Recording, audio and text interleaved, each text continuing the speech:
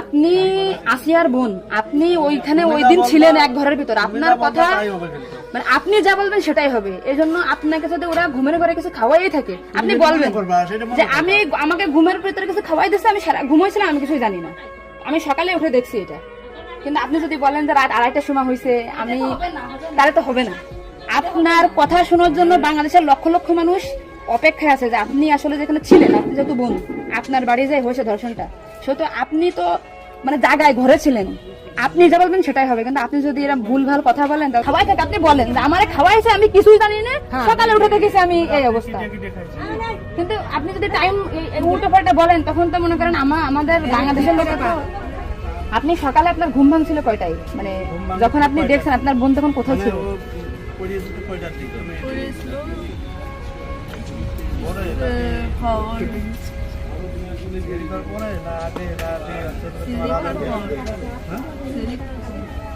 আপনি 8টার সময় ঘুমাইছেন, তারপরে কি আপনার ঘুম ছেড়ে খাওয়ার পরে ভাঙিছে?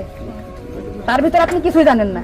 আপনি এটা সুন্দর করে এখন যখন বললেন, কিন্তু মাঝে যে কথাগুলো বলেছেন এগুলো তো আসলে আপনি আপনি আপনি রিল্যাক্স হন, আপনি রিল্যাক্স হন, আপনি রিল্যাক্স হন, আপনি রিল্যাক্সে বলেন। এই আপনার ভাই, এগুলো আপনার ভাই, আমরা আপনার বোন, আসি আমার বোন, আসি আমাদের বোন, আমি নিজের একজন আসি।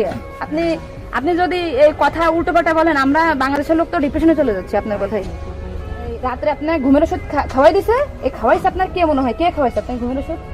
আপনার শ্বশুর না আপনার স্বামী না আপনার শাশুড়ি? আচ্ছা,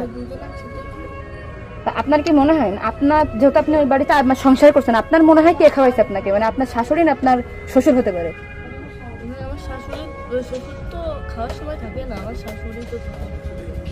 তাহলে আপনার কি মনে হচ্ছে আপনার এই ঘুমের ওষুধ আপনার শাশুড়ি খাওয়াইছে?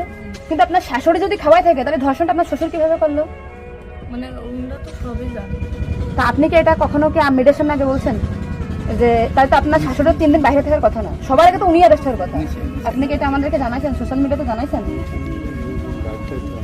জানাইছেন শোনা? এই যে আজকে আমরা হয়তো জানতে পারলাম যে আপনার ঘুমের বড়ি যে খাওয়াইছে বা ওষুধ খাওয়াইছে, এটা আপনার শাশুড়ি খাওয়াইছে, তাই তো এটা পরিকল্পিত না, মানে পরিকল্পিত ছিল ওদের আগে থেকে? আপনার কি মনে হয়?